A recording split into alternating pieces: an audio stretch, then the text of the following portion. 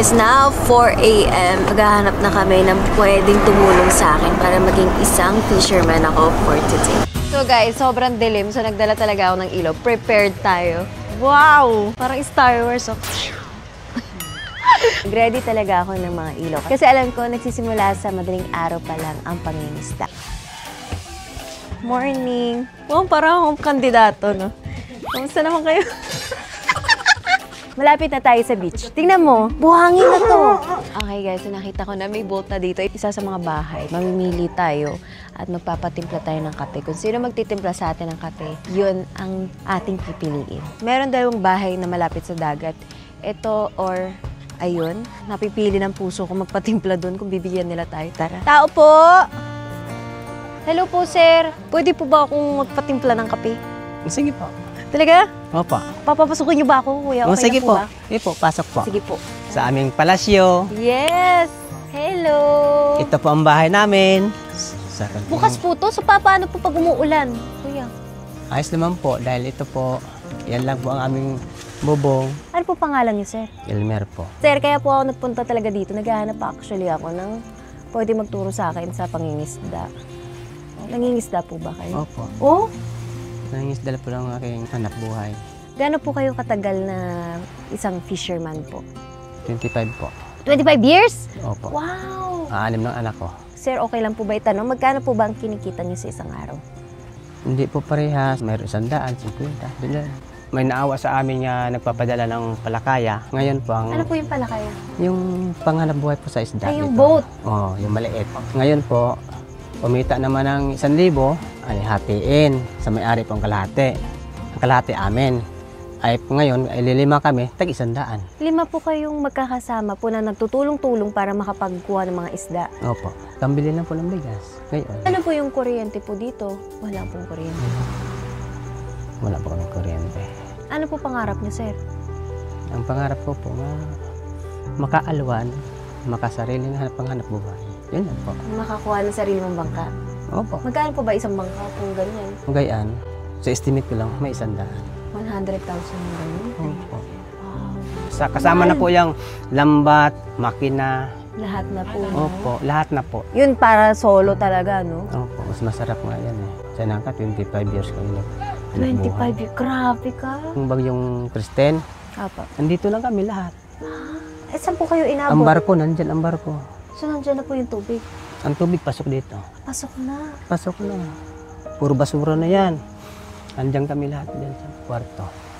Pwede po ba makisilip sa kwarto, ha? Opo, dyan lang po kami. So, lahat Sa po ng mga pinto. anak niyo po dito? Nagsama-sama po. Ay, grabe. Bagyong Kristen, yun ang malakas. May awa ang Diyos. Ang pagdasal na nagdasal na ako sa pintuan. Lord, tama na. Maawa po kayo sa akin. Ay, wala kami makain.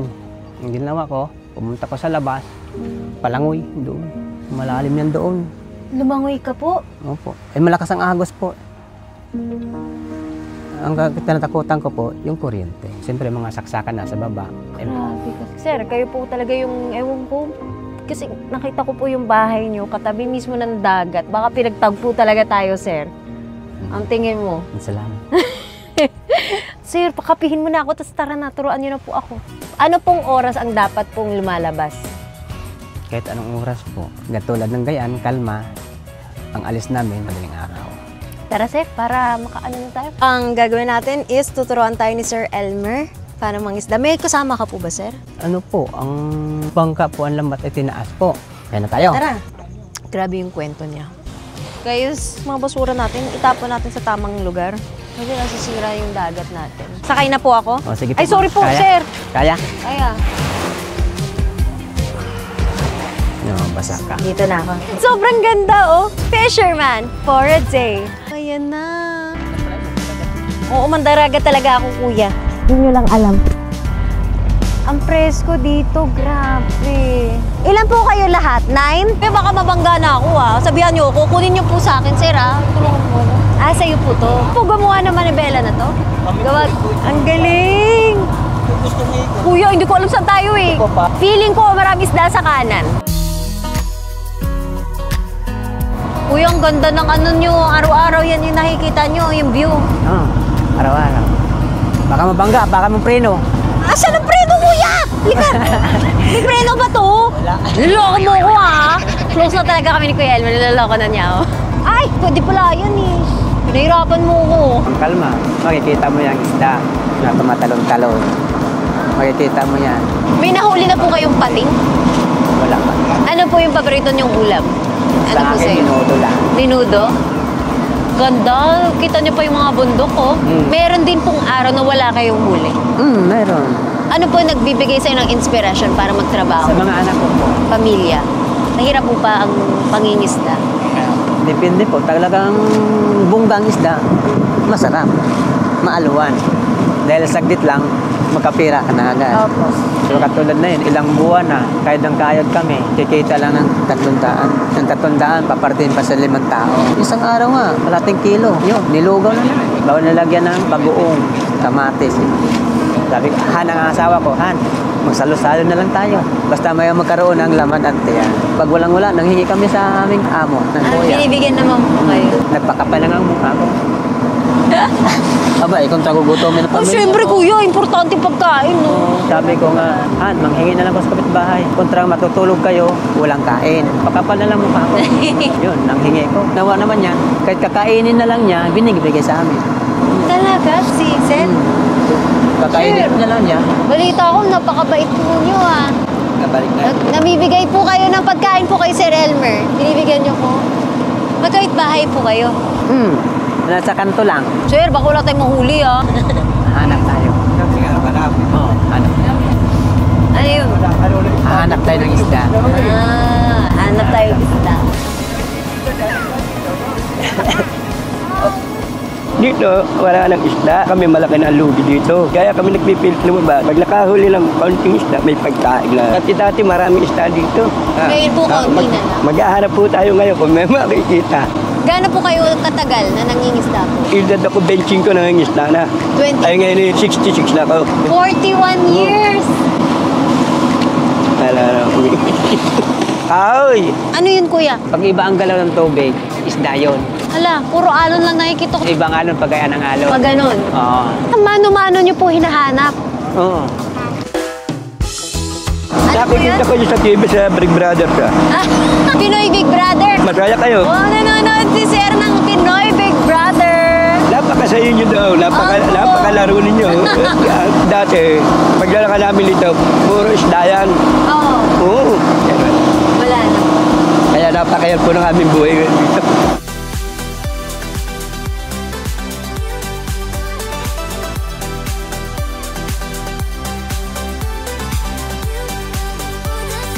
Ayan na! Asa na po yung isda? Nagpanic sila. Ayun! Yes! Alam mo, mahuli kami today. Ayan o! Ay! Tumalon! Nakita mo? Ah! May isda kami mahuhuli! Ay! Ang dami, kuya!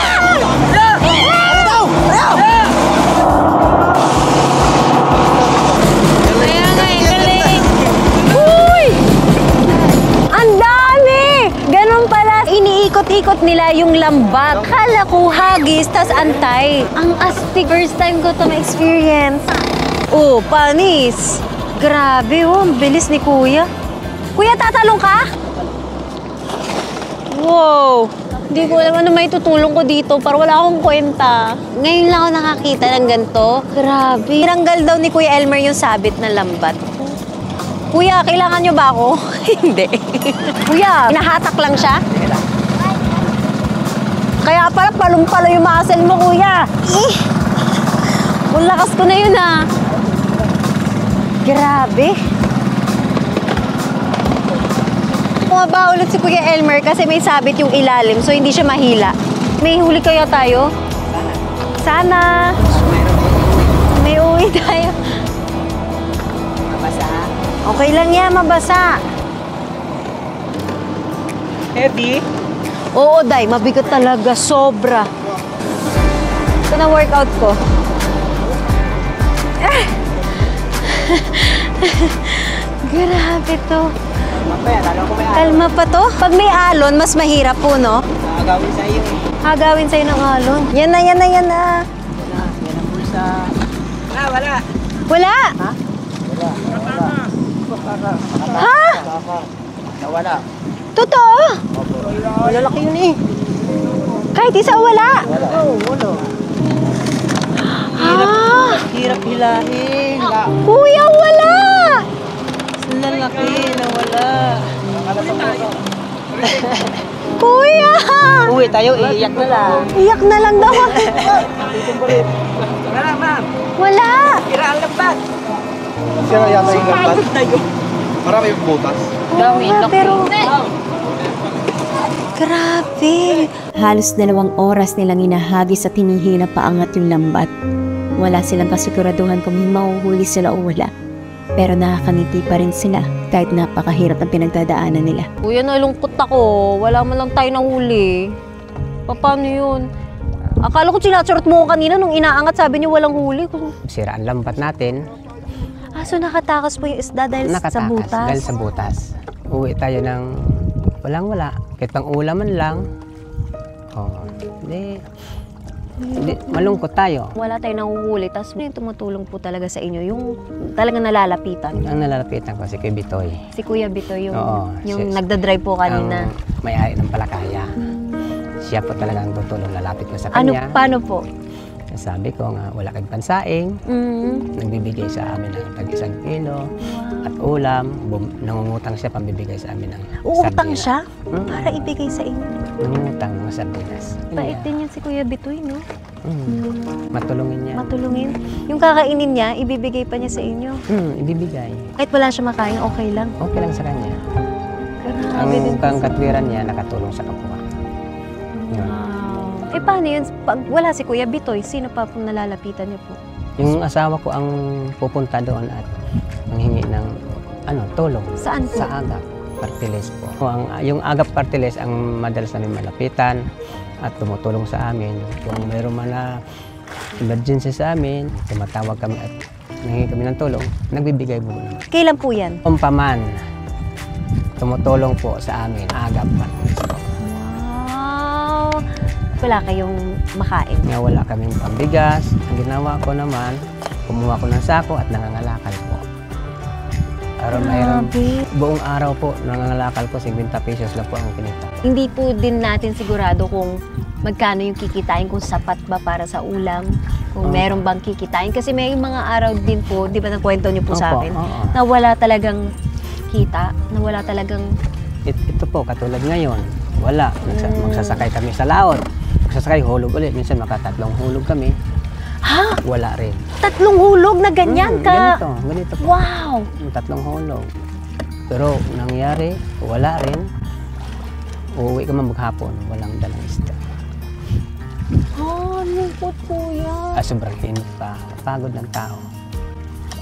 Munang halos mapaiyak ko pag-uwi. Dahil wala kong ipapamalaki sa akin mga anak. Lungkot ako. Kanina pa naman, grabe yung tuwa ko. Nakita ko parang ang daming tumatalon. Akala ko makakarami tayo ngayon na malalaki. Pag-uwi ko, ang aking apo, iiyak, manghingi ng pambiling gatas. Sabi ko, nak, hayaan mo. Ako'y maghanap buhay. Babaybayin ko yan. Yung applyan na yan. Makahanap lang ako po ng kalakal. Lakas mo. Na isang araw, 50 pesos lang. Piso lang ang kilo sa kalakal. Nakaka 50 kilo ka? Wow! 3 bimig. Yung bimig nga Opo, sako. yun sako. Opo. Nakaka-3 po. Hindi man sinasakay sa tricycle yan. Walang pamasahe. Pasaan? Hindi naman ko maiiyak. Yan talaga ang buhay ng tao. Hindi man ko nagnanakaw.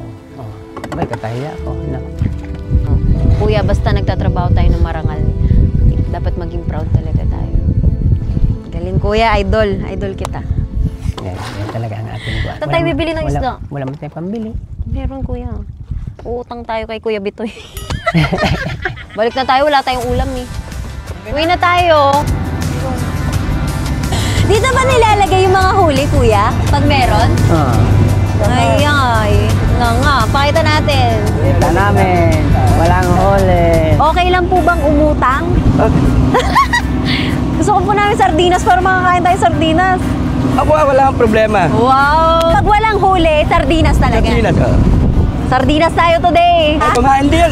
Sardinas. Alingabot. Tara, sino po naman nilalapitan nyo din? Ang natulong sa atin. Congressman Riones. Si Congressman Briones. Representative ng AGA Party List. Paano po siya tumutulong sa inyo? Dito po sa mga magsasaka, sa mga isda, nadyan po kami ng health card ng AGA Party List. Ah, so sa mga ospital. Opo, meron. Paano kung financial, nakakapit din po? Opo, nakakalapit din po. Grabe.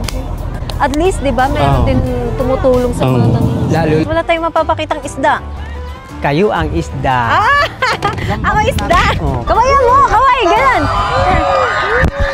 Ay, taray, parang prinsesa. Tara kuya, tayo na. Sakay.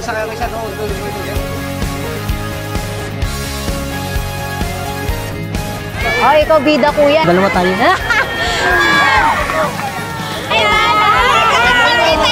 Ganda mo! Hello! Tagi-ilan ng sardinas natin. Kahit isang laman lang ako. Mahiwa ko pa yun. Yan. Ano yan ha? Wow! Kain tayo.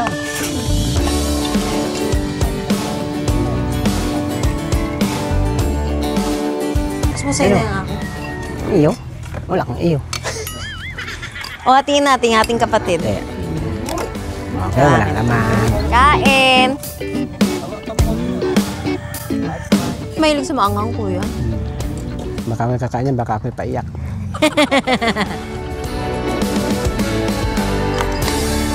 Ano yung isang mga kwento na hindi nyo makakalimutan sa pangingisda? Yung sabay-sabay ko kami lahat kumain. Pag kumakain po kayo ng sardinas, nag-iisang pirasong sardinas. Ganon yung hatian nyo. Kung ano ang mayroon dyan, paghati-hati yan.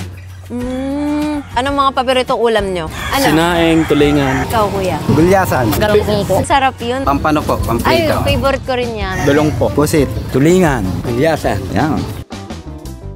Magbibigay muna tayo ng pasasalamat dahil syempre nakigulo ako para pasalamatan din sila sa mga hirap na ginagawa nila araw-araw. 5,000. Salamat po, maraming salamat. No, welcome. 5,000. Ah, ay, to. 5,000. Thank you din. 5,000. Salamat po. 5,000. Thank you, kuya. 5,000. 5,000. Thank you. 5,000. 5,000. Maraming salamat po at marami po sana kayo matulungan po. Ay, grabe. Saludo po ako sa inyo at maraming salamat din at pina-experience yun. Thank you po. I love you po. I love you too! Siyempre kay Kuya Bitoy, siya po ang may-ari ng bangka na sinakyan po natin. Balita ko po, mabait po yung puso niyo at namimigay po kayo ng pagkain. Ako po siya dyan sa totoo lang. Noon ako may pera, lahat ng nalapit sa akin. Yun po, thank you po Kuya kasi na-experience ko po ang hirap nyo at nakita ko po kung gaano po kayo ka-hardworking. Panggugulo ko po 20,000. Maraming Maraming salamat. Thank you po. Thank you. Kita niyo kami kung makapal. Walang problema po. Ngayon lang po ako naka-experience po ng ganito. At gusto ko lang po magpasalamat. Saka po matatandaan po kita lagi. Thank you po. At kayo, huwag madadala, babalik kayo pagka Opo. miski na mamangka lang tayo. Tara, sige po. Thank you. Grabe nakakataba talaga ng puso. Ito yung pinakadulo, si Kuya Elmer. At lahat po sila na-appreciate ko po. Lahat po sila, pakalaki po ng lesson na tinuro nila sa akin today. At yung sinasabi nila na ngayon lang sila ganito nakaka-touch po. Kasi feeling ko, binibless ako para tumulong talaga sa ibang tao. Si Kuya Elmer, napili ko siyang tulungan ng ganito kasi nakita ko yung bahay niya. Sobrang hirap ng sitwasyon niya. Nakita ko kung gaano siya ka-hardwork. Lahat naman sila napaka-hardworking. Pero imagine nyo, wala siyang kuryente, wala siyang dingding, wala siyang matinong bahay, may sanggol pa, may 6 na anak, wala kang electric pan sa ingin. Basta mabuti kang tao, may mangyayari sa'yo napakaganda. At nangangalakal din siya ng basura. Alam mo yun, nakakagrabe yung pinagdadaanan ng mga tao. At sana pahalagaan natin sila at sana mas ma-appreciate natin ang buhay natin. Pero si Kuya Elmer kasi, yung nakakangiti pa rin siya kahit ang hirap-hirap ng buhay niya, ang hirap-hirap ng sitwasyon niya. Tsaka nakita ko, kahit nung walang huling isda, ngumiti pa rin siya. Kasi, ewan ko, napakalakas niyang tao. Yung fact na kanina, hindi niya ako kilala, nagpagawa lang ako ng kape. Hindi siya nag-alangan, talagang pinapasok niya ako sa kanyang bahay. Ito niya yung kanyang hirap.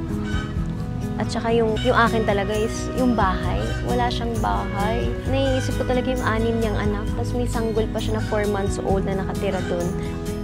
Kawawang kawawa talaga. Iisa lang yung pangarap niya, yung magkaroon ng boat para may kabuhayan na siya. At nung tinanong natin kung magkano yung boat, yun ay 100,000. Kaya gusto ko po magpasalamat, Kuya Elmer. Pinasubok niyo sa akin at pinakita niyo sa akin ang ginagawa niyo araw-araw, ang pangingisda. At nakita ko, napakahirap, Kuya. Sadya, talagang mahirap ang mandaragat dahil di natin masasabi kung talagang pag isang hulog at mayroon agad. Pero ba't ganun, Kuya? Kahit wala kayong huli, ngumiti ka pa rin. Ay, siyempre, arong hindi ka malungkot, dinaan mo lang sa saya. Ba't mo ko binigyan ng kape kanina? Ang akin, hindi lang ako mahibigay sa kanila kung may nanghingi ng tulong. Kung wala akong mahibigay, yun lang ba? Ano po ba talaga probinsya niyo? Mindanao po. Mindanao. Kailan kayo huling nakauwi ng Mindanao? Hindi pa po nakauwi. Hanggang nawala na aking mga magulang. Yung dalawa. Ano po yung pinakamalaking naipon niyo po? Yung nakaraan, umipong ko ng 500. Malaki na yan sa akin. Gusto ko sabihin, napakabuti mong tao. Maraming salamat. Isa to sa mga ite-treasure ko buong buhay. Yung binigay mo sa akin na experience, yung tinuro niyo po sa akin. At ang tinanong ko sa iyo, ano pangarap mo? Ayan, itutuparin natin. Meron akong regalong 100,000 pesos. Ay, salamat po. Kuya! Salamat po. Magpapasalamat po ako sa iyo nga binigyan mo ko ng tulong at binigay mo sa akin ang aking tagal nga pangarap. Nga 25 years na naghanap buhay para makabili lang ko ng sariling panghanap buhay para sa aking pamilya. Yun lang po. Bili ka na ng boat. Kailan ka bibili? Baka bukas po, makaikot ko po sa aming kapitbahay kung saan po, Ulimiri manggaling. Maghanap po ako nga aroma. Papakita ko po sa iyo ang aking binigay nga pira pambili ng panghanap buhay po. Alam ko yun, Kuya. Tsaka Pangarap alam ko po yun. Opo. At tsaka alam Pangako ko po sa iyo na makita mo ang iyong binigay at pangarap ko nga dumating din ngayon na araw. Yeah. Kuya, pinapaiyak mo ko naman. Siyempre po ay kung hindi ko makabili pag wala kayo po dahil sa 25 years na po naghanap buhay ko makaipon, hindi po ako makabili ng ganito makakita ng ganitong pera kalaki Pagsipispagan ko po yun. Nga pamag-ipon ko, araw makaroon ko ng magandang maalwan ng aking mga anak, matutuwa, makahiga mo lang ng kahit kutson. Yes. Dahil siyempre nakita mo naman aming bahay, tagpi-tagpi lang. Sana Lord, ito po binigay ng ate. Salamat po. Salamat din, Kuya. Thank you. Thank you po. Feeling ko talaga pinagtagpo talaga tayo. Tama si Lord. Kuya, thank you. Sige po, Ate Abana. Salamat po sa inyo, mga kasamahan, at kung sino man dyan ang kasamahan ng ate, salamat po sa inyong lahat. Ito po ang pangarap ko po nga makahawak po ganito at makabili po ako ng aking panghanap buhay sa aking pamilya. Salamat po. Hello po. 10,100. Thank you. Okay na po yung pagkain nila, ha? Gusto ko naman silang i-treat at sobrang natouch ako nung kwento nila sa akin na first time nila nakakain sa isang restaurant. Kahit si Kuya Bitoy na 61 years old, first time daw niya ito. Yung mga ngiti nila, busog na yung puso.